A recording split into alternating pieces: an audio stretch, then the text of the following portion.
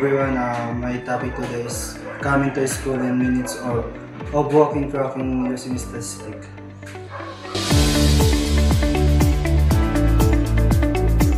To school.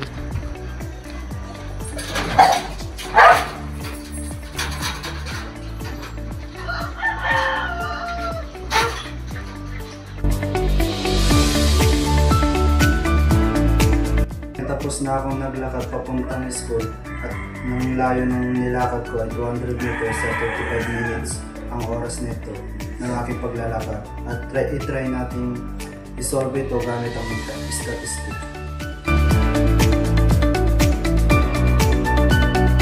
Solve ko na kung ano ang average ng aking paglalakad.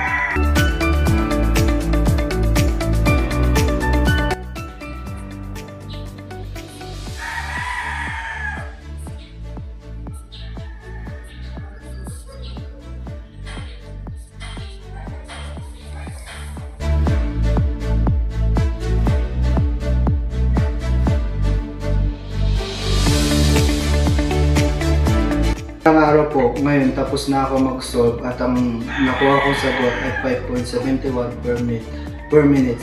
Nakuha ko ito sa pamamagitan ng pagkuha ko sa layo ng bahay namin at hanggang sa school at pinag-divide ko ang oras ng aking paglalakad mula sa school.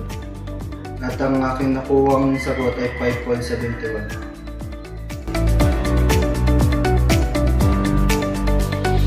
Tapos na, ganun ko ginagamit ang statistics sa pang-araw-araw kong buhay.